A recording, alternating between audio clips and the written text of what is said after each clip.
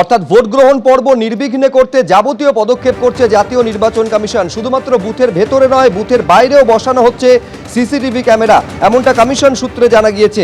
এতে বাইরে গন্ডগোল হলে ব্যবস্থা নেওয়া যাবে বলে ব্যাখ্যা দেওয়া হচ্ছে কমিশনের তরফে। বুথের ভেতরে সিসিটিভি এবং ওয়েবকাস্ট ব্যবস্থা আগেই ছিল, এবার বুথের বাইরেও বসতে চলেছে সিসি ক্যামেরা, এমনটা খবর কমিশন সূত্রে। বুথের বাইরে থেকে পর্যবেক্ষণে দায়িত্বে থাকবেন মাইক্রো অবজারভাররা। পাশাপাশি আপনারা জানেন যে কেন্দ্রীয় বাহিনীর ব্যবহার নিয়েও কড়া বার্তা দিয়েছে জাতীয় নির্বাচন কমিশন। কোনোভাবে তাদের কোনো আতিথেয়তা গ্রহণ করা যাবে না, বাহিনী নিয়ে কোনো অভিযোগ বরদাস্ত করা হবে না বলে স্পষ্ট বার্তা কমিশনের। বিজেপি বিধায়ক শঙ্কর ঘোষ এই নিয়ে কি বলছেন শুনবো একবার। স্বাধীনতা পরবর্তী বারংবার যে নির্বাচনের পূর্বে এবং পরে এবং সারা বছর ধরে রাজনৈতিক রক্তস্রোতের একটা ইতিহাস রয়েছে। বিরোধীদের উপরে শাসকের আক্রমণ পশ্চিমবঙ্গের রাজনীতিতে সমান্তরালভাবে চলেছে, যেখানে ভারতবর্ষের অন্যান্য রাজ্যে তথাকথিত জঙ্গল রাজত্ব হিসেবে যাদেরকে চিহ্নিত করা হতো, সেখানেও রাজনীতি যখন হিংসামুক্ত হয়েছে, রক্তমুক্ত হয়েছে, তখন পশ্চিমবঙ্গের রাজনীতি এর থেকে বাইরে আসতে পারেনি। ফলে স্বাভাবিকভাবেই নির্বাচন কমিশনের এই সিদ্ধান্তগুলো স্বাগত জানানো শুধু নয়, এটাকে কার্যকরী করতে হবে। এসআইআর এর চূড়ান্ত তালিকায় একেবারে স্পষ্ট দেখা যাচ্ছে যে ৬০ লক্ষ ভোটার তারা কিন্তু বিবেচনাধীন রয়েছেন, যে কাজও কিন্তু ইতিমধ্যেই শুরু হয়েছে। আর এই বিবেচনাধীন ভোটারদের নিয়ে এবার ইআরও এবং এই আরওদের ভূমিকা নিয়ে প্রশ্ন তুলছে নির্বাচন কমিশন। এসআইআর এর তালিকা প্রকাশের পরে এই ৬০ লক্ষ নিষ্পত্তি না হওয়া নিয়ে তাদের প্রশ্ন। কেস টু কেস তুলে ধরে নির্বাচন কমিশনে সিইও দপ্তর রিপোর্ট পাঠিয়েছে বলে সূত্র মারফত জানা যাচ্ছে। সিইও দপ্তরের পক্ষ থেকে কি অভিযোগ করা হচ্ছে ইআরও এবং এই আরওদের সম্পর্কে? রুমা পাল আমাদের সঙ্গে রয়েছেন টেলিফোন লাইনে। রুমা, ঠিক কি অভিযোগ? দেখো, বলে রাখি যে যেহেতু এখনো ৬০ লক্ষ বিবেচনাধীন রয়েছে এবং তার সঙ্গে এটাও ঠিক এরকম বহু অনেক ১ লক্ষেরও বেশি রয়েছে, যেটা আগে হিসেব পাওয়া গিয়েছিল যে ইআরওরা কিন্তু তারা কিন্তু আপলোড করেনি এবং আপলোড না করার ফলে কিন্তু সেই সমস্ত ভোটাররা পুরো বিবেচনাধীনে কিন্তু চলে এসেছে। এবং এটাও ঠিক যে নির্বাচন কমিশনকে কিন্তু বারবারই কিন্তু উদ্বিগ্ন হতে হচ্ছে যে বেশ কিছু বিশেষ সম্প্রদায়কে তারা বাদ দিয়েছেন।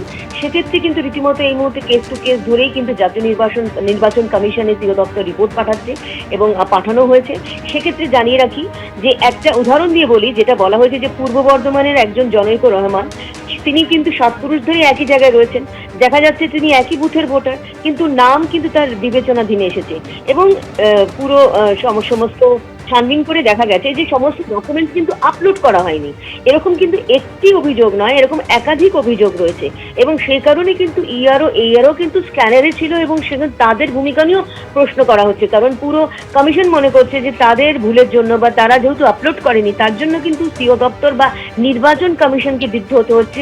সেই কারণে পর্যবেক্ষকরা যেহেতু ৩৩ জন পর্যবেক্ষকের মতো তারা কাজ করেছেন, তারাও মনে করছে যে কমিশন সিদ্ধান্ত নিক এবং এইআরওদের যারা এরকম ধরনের ত্রুটিমুক্ত করতে পারেননি তাদের বিরুদ্ধে কিন্তু ব্যবস্থা নেওয়া হোক। সেই কারণে কিন্তু এই রিপোর্ট পাঠানো হচ্ছে নির্বাচন কমিশনে। রুমা, তুমি আমাদের সঙ্গে থাকো।